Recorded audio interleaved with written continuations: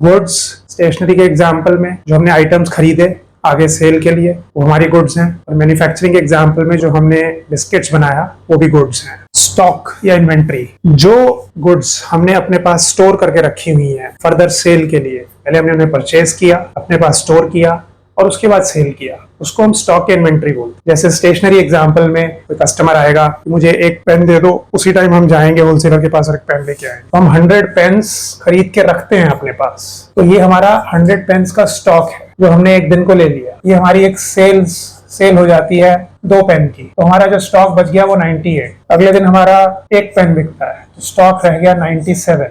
उसके बाद कोई हमसे all of a sudden 10 pen ले जाता है तो हमारा स्टॉक रह गया 87। अब जो स्टॉक है वो ओपनिंग स्टॉक होता है। जैसे आज जब मैंने अपना शॉप ओपन की तो मेरे पास 100 पेन्स थे और पूरे दिन में मेरे 10 पेन बिक गए, 90 बचे, तो ये मेरा क्लोजिंग स्टॉक है। तो मेरा डेली क्लोजिंग स्टॉक भी हो सकता है, वीकली, मंथली, ईयरली। अब स्टेशनरी के एग्जांपल में तो हम होलसेलर से पेन या बुक्स लेकर आ रहे हैं, उनको एज इट इज सेल कर रहे हैं।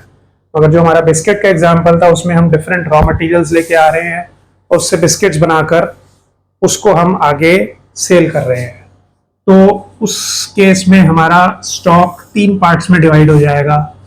स्टॉक ऑफ रॉ मटेरियल, आटा हमने लिया 100 किलो, शुगर हमने ली 50 किलो, ऑयल हमने लिया 50 लीटर, तो ये हमारा रॉ मटेरियल का स्टॉक है। और जितना जितना कंज्यूम होता जाएगा, जैसे हमने ओपनिंग और क्लोजिंग स्टॉक में देखा, उतना ये हमारा ओपनिंग स्टॉक है। जितना कंज्यूम हो जाएगा उसके बाद जो बचेगा वो हमारा क्लोजिंग स्टॉक होगा।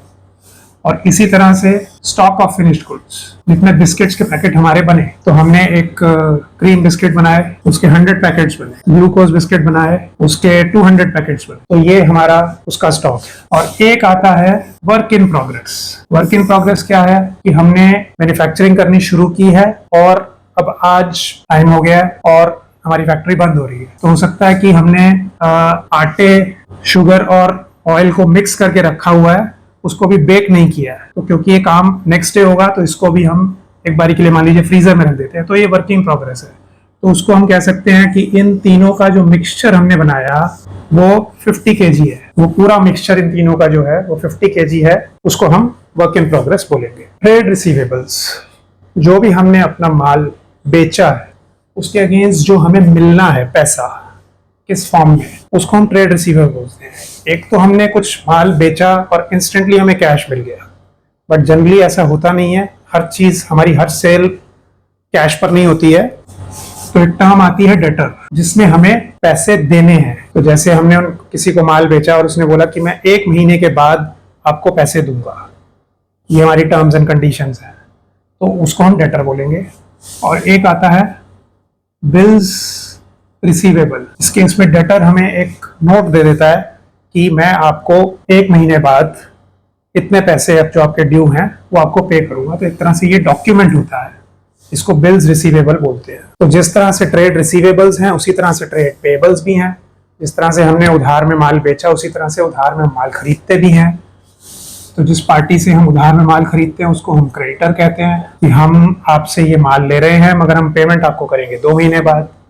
तो जिस तरह से ट्रेड रिसीवेबल के केस में हमने बिल्स रिसीवेबल देखा था, उसी तरह से ट्रेड पेबल्स के केस में बिल्स पेबल होता है, जो हम क्रेडिटर को एक नोट देते हैं कि जिसमें एक डॉक्यूमेंट है जिसमें लिखा होता है कि हम सो एंड सो डेट को आपका जो मनी ड्यू है वो आपको दे देंगे। किसी एक्टिविटी को या किसी प्रोडक्ट को मैन्युफैक्चर करने में हमारी क्या कॉस्ट आई, क्या खर्चा हुआ, वो हमारी कॉस्ट है। जैसे कि मैंने कोई प्रोडक्ट मैन्युफैक्चर किया है, उसके लिए रॉ मटेरियल मैंने जो यूज किया वो था 100 का, उसको बनाने में मेरी लेबर लगी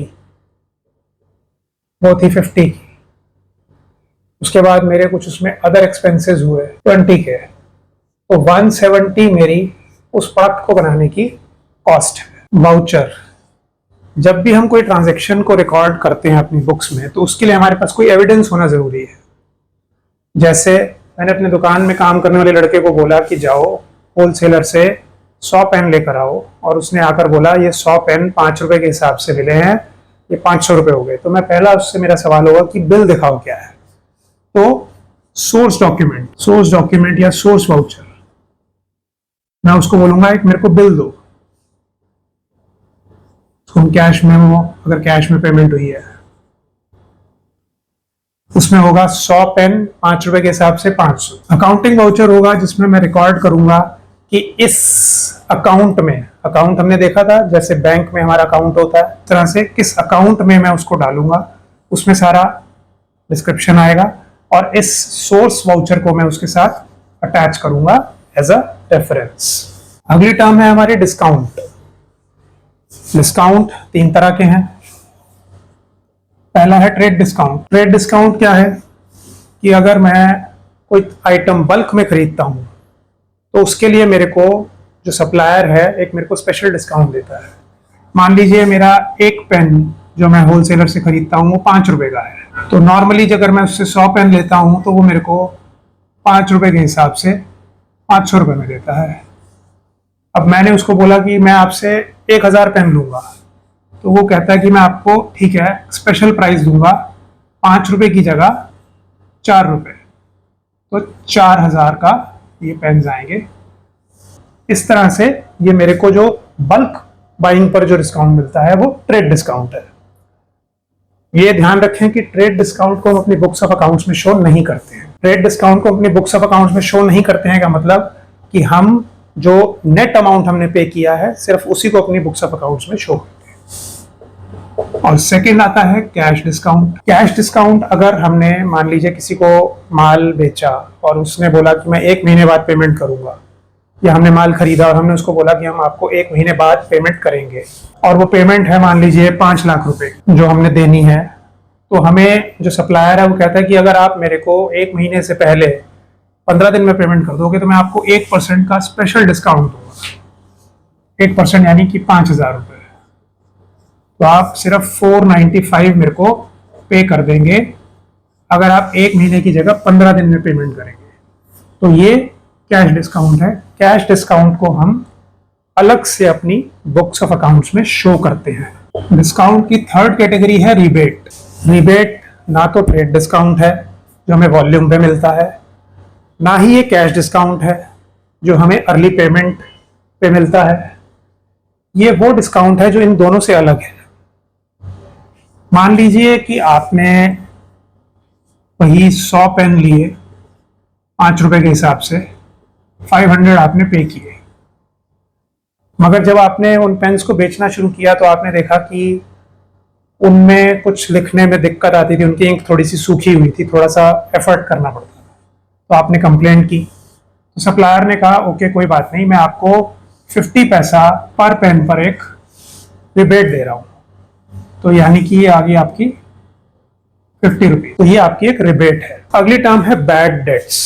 बैड कुछ चीज खराब हो गई, डेट्स ये टर्म बनी है डेटर्स से। तो हमने जैसे पहले पढ़े थे डेटर्स कि जिनको हम माल उधार पर बेचते हैं, उनको हमने माल दिया 10,000 का और उन्होंने हमें पेमेंट करी सिर्फ 9,000 की, और कोई भी बहाना लगा दिया कि हम आपको इससे ज्यादा पैसे नहीं दे रहे किसी भी वजह से। तो ये जो 1,000 हमारे बच जाते हैं, अब ये एक तरह से तो हमारा लॉस है, तो इसी को हम बैड डेट्स बोलते हैं, जो अमाउंट हमारा रिकवर हम नहीं कर पाते हैं। बैलेंस शीट बहुत इंपॉर्टेंट टर्म है, बार बार यूज होगी। बैलेंस शीट क्या है? It's a statement of balance of assets and liabilities on a given date. आज की डेट में मेरी असेट्स कितनी है, आज की डेट में मेरी लायबिलिटीज कितनी है, ये ऑन अ पर्टिकुलर डेट जो स्टेटमेंट जो हमें इंफॉर्मेशन देती है वो बैलेंस शीट। बुक वैल्यू, हमारी असेट्स की बुक्स में क्या वैल्यू है। मेरी मशीनरी आज 50,000 की है, तो मेरी बुक्स में मशीन की वैल्यू आज की डेट में 50,000 है, ये मेरी बुक वैल्यू है। इसी तरह से मेरी लैंड की वैल्यू, मेरी बिल्डिंग की value. Next term is books of accounts. Accounting करते हुए मैं डिफरेंट टाइप्स की बुक्स बनाता हूं जिनको हम आगे डिटेल में देखेंगे। तो वो सारी बुक्स जिनमें मैं अपनी ये सारी ट्रांजैक्शंस, सेल, परचेज और ये सब जो हम अब तक डिस्कस कर रहे हैं उनको रिकॉर्ड करता हूं, उसको बुक्स ऑफ अकाउंट्स कहते हैं। नेक्स्ट 2 टर्म्स आपस में इंटररिलेटेड हैं, क्रेडिट और डेबिट। जब भी हम एक नॉर्मल अकाउंट बनाते हैं, जैसे हमने डिस्कस किया था बैंक अकाउंट, नॉर्मली एक टी फॉर्म में होता है, टी। इसकी जो लेफ्ट हैंड साइड है उसको हम डेबिट बोलते हैं, और इसकी जो राइट हैंड साइड है उसको हम क्रेडिट बोलते हैं। डेबिट को शॉर्ट फॉर्म में हम DR भी लिखते हैं, क्रेडिट को शॉर्ट फॉर्म में हम CR लिखते हैं। तो जैसे हमने बैंक अकाउंट में के केस में जो हमने बात की थी कि मैंने अपने बैंक में 1 अप्रैल को कुछ मनी डिपॉजिट कराया, मान लीजिए 100, और उसके बाद 10 तारीख को मैंने 10 रुपए निकाल लिए। तो इस तरह से ये अकाउंट मेंटेन होता है डेबिट और क्रेडिट को यूज करके। इनकी क्या ट्रीटमेंट है वो डिटेल में हम आने वाले चैप्टर्स में पढ़ेंगे। डेप्रिसिएशन, डेप्रिसिएशन हम अपनी असेट्स पे चार्ज करते हैं। लाइक मान लीजिए मैंने एक मशीन खरीदी 2020 में 1 लाख रुपीस की। अब मैं डेली उस मशीन को यूज कर रहा हूँ, अपने प्रोडक्ट्स मैन्युफैक्चर कर रहा हूँ। अब 2021 में अगर मैं उस मशीन को बेचने जाऊंगा तो वो मेरे को 1 लाख रुपए में नहीं बिकेगी, क्योंकि मैंने उसको कुछ यूज कर लिया है। तो मान लीजिए वो बिकेगी मेरी से 90,000 फॉर एग्जाम्पल। इसी तरह से फिर 2022 में मैं फिर उसको बेचने जाऊंगा तो हो सकता है कि उस टाइम वो बिके सिर्फ 75,000 में। तो ये जो रिडक्शन हो रही है वैल्यू की मशीन की, मशीन वही है मगर क्योंकि मशीन को हमने कुछ यूज किया है, कुछ वो घिसी है, कुछ टाइम जाने की वजह से जो रिडक्शन इन वैल्यू है उसको हम डेप्रिसिएशन कहते हैं। एंट्री, कि जो भी बिजनेस ट्रांजैक्शंस हम अपनी बुक्स ऑफ अकाउंट्स में रिकॉर्ड करते हैं उसको एंट्री कहते हैं। जैसे हम जब कुछ परचेज करेंगे तो वो परचेज की एंट्री होगी, जब कुछ हम सेल करेंगे तो वो सेल की एंट्री होगी, कोई हम प्रोडक्ट जो हमने खरीदा है उसको वापस करेंगे तो वो परचेज रिटर्न की एंट्री होगी, कुछ प्रोडक्ट जो हमने बेचा है वो वापस आएगा तो वो सेल रिटर्न की एंट्री होगी। इस तरह से ये एंट्रीज होती हैं जो हम आने वाले चैप्टर्स में देखेंगे। इंसॉल्वेंट, इंसॉल्वेंट यानी दिवालिया। तो हमने किसी को माल बेचा 10,000 का और वो कहता है कि भाई मैं तो दिवालिया हो गया हूँ, मेरे को तो बहुत हैवी लॉसेस हो गए हैं, बैंकरप्ट हो गया हूँ, मैं तो आपको पैसे दे नहीं सकता, मैं आपको कुछ भी पैसे नहीं दे सकता, हमें उससे 0 मनी मिलेगा। तो एक तरह से वो हमारा लॉस है। ये डिफरेंट है बैड डेट से, क्योंकि बैड डेट्स में हमें कुछ पार्ट नहीं मिलता है बट कुछ पार्ट मिल जाता है, मेजर पार्ट मिल जाता है, मगर यहाँ हमें कुछ भी नहीं मिल रहा तो हम उसको बोलते हैं, वो इंसॉल्वेंसी का केस है, उस पर्सन को हम इंसॉल्वेंट बोलते हैं। तो जैसे इंसॉल्वेंट है वैसे ही सॉल्वेंट, उसका ऑपोजिट। तो जो बंदा एकदम अच्छी, उसका बिजनेस अच्छा चल रहा है, हमने जितने का माल उसको बेचा 10,000 की हमने सेल की और 10,000 की ही उसने हमें पेमेंट कर दी, बैलेंस कुछ नहीं बचा, तो वो एक सॉल्वेंट बिजनेस है। प्रोप्राइटर, प्रोप्राइटर यानी कि ओनर। जब कोई सिंगल पर्सन कोई बिजनेस स्टार्ट करता है तो उसको प्रोप्राइटर बोलते हैं। जैसे मैंने एक शॉप बनाई स्टेशनरी की XYZ, तो ये मेरी एक जो फॉर्म ऑफ बिजनेस है इसको हम प्रोप्राइटरशिप या सोल प्रोप्राइटरशिप बोलते हैं। फाइनेंशियल स्टेटमेंट्स या फाइनल अकाउंट्स, ये जब सब ट्रांजैक्शंस को हम रिकॉर्ड कर लेंगे, सेल्स, परचेज, क्या मशीन खरीदी, क्या डेप्रिसिएशन उस पर चार्ज हुआ, सब डेबिट क्रेडिट की एंट्रीज हम कर लेंगे, तो उसके बाद हमें एक समरी चाहिए जो हमें बताए ओके हमारा क्या प्रॉफिट है, क्या लॉस है, जिसको हम फाइनेंशियल स्टेटमेंट या फाइनल अकाउंट्स बोलते हैं। ये सभी जो हमने टर्म्स की हैं ये आने वाले चैप्टर्स में हम इनको डिटेल में जो उनका प्रैक्टिकल यूज होगा अलॉन्ग विद एग्जांपल्स उनको कवर करेंगे।